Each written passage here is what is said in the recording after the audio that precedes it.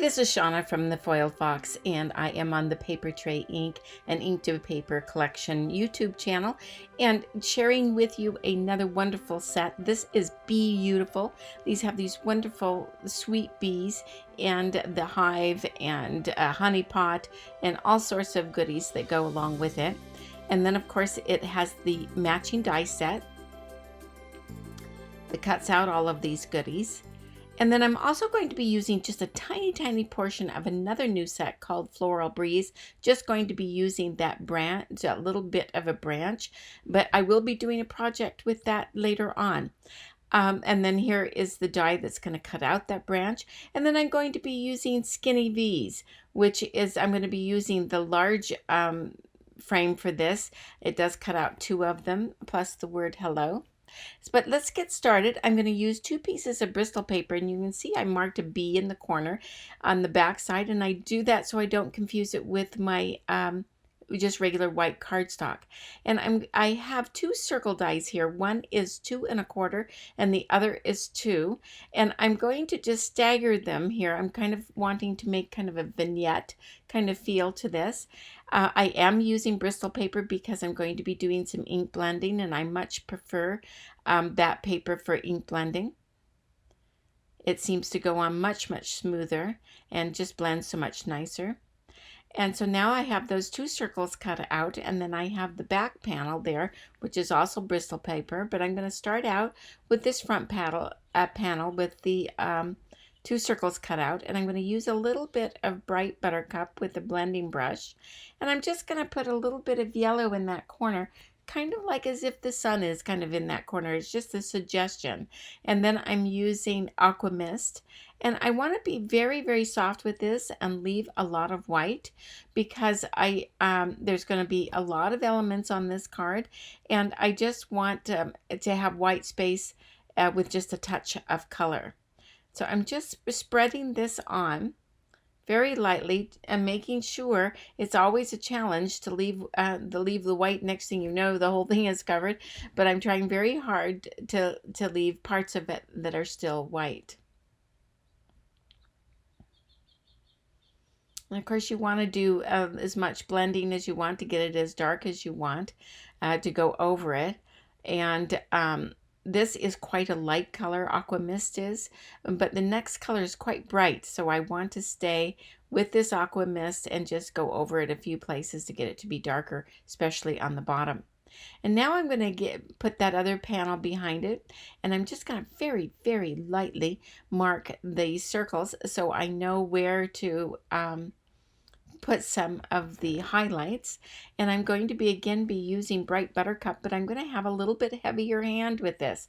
I'm using a smaller blending brush, and I'm not going to, again, I want to preserve white, some white areas, and I'm just adding the kind of golden color as an accent. And I like that there's some places that are a little bit heavier than others. That's kind of perfect because it just gives a little bit more interest, and then leaving the white. Now, I was erasing there just a second ago off some of the pencil marks so they didn't show through. I keep going back and putting that one over the top just to see how that is working out, because this is the background for our top panel. And then there's this itty bitty stamp in this stamp set that I just love. I don't know why. It's 3 dots. They're just perfect for adding just a little accent, and I'm using Summer Sunrise for this. And as always, I am using paper tray ink cubes, and there will be a list of them on the blog. But now I'm going to take, there's another stamp in this set that has 3 little honeycomb shapes and that are together, clustered together. And I want to just stamp these every so often, just as an accent, just to give a suggestion of honeycomb, but not to overwhelm the paper.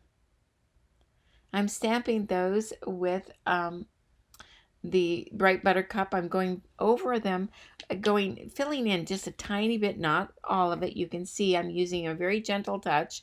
I'm using some alcohol markers. These are Copic markers, and I'm using Y11, and then I'll use, for a little bit darker color, Y18. Now it's just a little touch I'm adding to it, again, just to add interest to that front. And now I'm going to be stamping a bunch of the elements that I need. So I'm going to take just that little bit of the branch, and I have that long piece. The reason why this is so long is it's something that I cut off from another project, but it's going to be perfect for this. And I just wanted that little bit of the branch, that's all. And now I'm going to be stamping the hive and the honey jar and the little honey server. And I stamped those with cocoa bean. And now the bees, I'm stamping those in true black, and I stamped all the bees. There's a bunch of bees, as you can see there. And I stamped them all. I don't know how many I'm going to use, but I just stamped them all. And then it has these fronds of greenery, and I'm using those as well. And I stamped those in New Leaf. And then there's these little blossoms, and I stamped those in Raspberry Fizz. And I'm going to very, very simply color these. They're just not very big. They don't need a lot of ornament. And because I stamped them in Raspberry Fizz, they already are giving that pink color. But I'm using R20, and then as the darker color towards the center, R22. And then I'll just take a touch of Y17 or the Y18, either one works fine, to just put those in the center. And then for the bees, I am using the Y17, and then the wings will be just a touch of that on the wings is BG01, which is a really nice kind of aqua blue. It's very simple coloring, don't need to do much. The hive, I am using some browns for this, actually some golden browns. And I am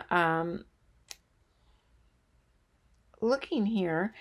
You can probably see the colors that I'm using, because I do try to put the caps there, and I have E21 and YR24 that I'm using for some accents there on the hive. And I'm filling in now the little green leaves, and I'm using G03 and YG03. So the YG is a little bit of a yellow green, and then the G is a kind of a real grass green. And then I'm going to use my Fine Tack gold and silver paints. I love these. These are metallic paints. You just can't get anything better. And I'm spritz them with some water, and I'm just blending them to get them nice and creamy. And I'm just going to add a little bit of that for the honey pot and on the honeycomb server, because I want to make it look like there's honey in there, glistening honey, and actually some honey is going to be dripping off of that little serving, the swizzle, the honey swizzle. And that you'll see that a little bit later how I'm going to use that, but that's why I'm just kind of showing it there dripping off. We'll see how it ends up in the end. And then the top, it has a little top there. I decided to use a red, and I think that is R24. And I'm just going to add just a little bit of pizzazz to that with using the red. Now it has this long log, and I'm not going to use all the logs, so I'm not too worried about it. I'm just going to use a portion of it. And then after I have stamped it with the coconut, I'm going to use YR24 and E25 just to add a little bit of dimension to the log. I don't want it to be too heavy, because I don't want this to weigh down the card, but it will give you that really nice suggestion of a brown log. And then now I'm ready to cut all these out. So I have that die from Floral Breeze. And like I said, I'm going to be doing a project with that one. That'll be coming up very soon. But I cut out all of those using the matching dies. And then I also cut out with white cardstock, I used the skinny V's there. And so now I'm going to put this all together. I have a piece of Aqua Mist Bitty Big paper, which is the plaid there. And I'm trying to decide if I want to use the small or the big plaid, but I think I'm going to use the big plaid. It is two-sided, so I'm going to put some double stick tape onto my white card base, and that's going to cover up that entire card front. And now I'm going to add the that little background that we created. This is a little bit smaller so that we have a nice border of plaid there. And then I put some foam tape on the back of this, the one with the circles that we cut out, because I wanted it to pop it up and give it a little bit of dimension. And now I'm going to then put the, I'm going to show you, I'm going to put that, trim off just a tiny bit of that branch. But before I adhere the branch, I'm going to put the frame on. I'm just trying to get an idea how it's all going to work and if I've got it in the right place. And I'm going to end up using some liquid glue for this because the tape, I love using a big tape runner like I have there, but because there's oodles of tape on it and I don't like to run out, but it was a little bit too wide for this frame and I didn't want it to show, so I'm using a little bit of the liquid glue. That Lawn Fawn tube glue is great for this, and I'm just gonna press this into position. And then we can get busy adding all of the elements on here. There are a lot of little ones to add on, but it's kind of the fun thing because you're creating the scene. So I have the branch, and now I'm going to just snip off the top there of the hive. Now, bees are very near and dear to my heart because I happen to have a hive of bees in my garden. My daughter tends to them. She doesn't have room at her place, so I keep them here with me, and they're very interesting to have around. So I cut off a piece of that log, and I'm just kind of wedging it into underneath the frame. And I just want a little bit of it there. I don't want to, again, overwhelm it. And I'm going to put the honey pot there, and then I will put the little honey swizzler kind of off to the side. They're leaning up against the pot. And then you can see where I have that where that gold paint that I used is kind of dripping off onto the log. I'm going to add a little bit more a little later, but for now I'm going to just put it in position. And I'm just kind of arranging these flowers and those and the green fronds, deciding if I want to use them or not, and I think I do. So since I'm going to use them, I think I'm going to just put them in position there at the top. It kind of softens that branch and gives it a little bit more interest. And then, of course, we need flowers because we know that bees need the pollen from the flowers. And anyway, it's always great to have flowers on any project.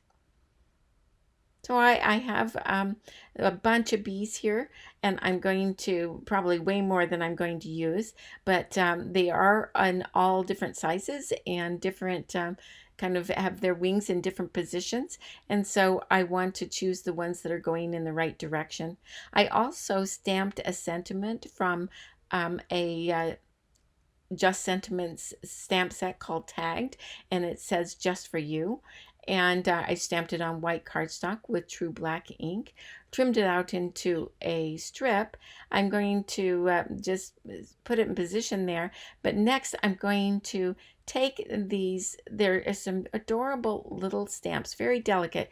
Just kiss the paper when you use these. Don't push down. Just barely touch it and you'll get that very fine line, and that shows you kind of where their little buzzing pattern, where their little fly pattern has been. And then now I have taken the gold ink again, and I'm just going to add more to add more to the honey that's kind of drizzling off onto the log. I'm going to add a little bit of the dark color and then maybe a little bit of a lighter color. These are wonderful watercolors, and you do have to stir them to get them nice and creamy. So that was the last touch, and here it is, all complete. And I just really enjoyed making this scene, partly because I do have bees, but also it's just very cheery, and it's kind of celebrates nature. So I really enjoyed it, and it has some nice colors in it. And I hope you enjoyed it as well. And if you did, I hope you will give us a thumbs up. And if you haven't already, please subscribe. And here's a few of the items that we use: the Bee-utiful Stamp and Die Set, the Skinny Bee frames, the tagged Just Sentiments, and of course some ink cubes. You can go over to blog.inktopaper.com, or you can go to papertrayink.com, or you can always pop over to foiledfox.com, where we have everything there as well. Thanks again, and we'll see you next time.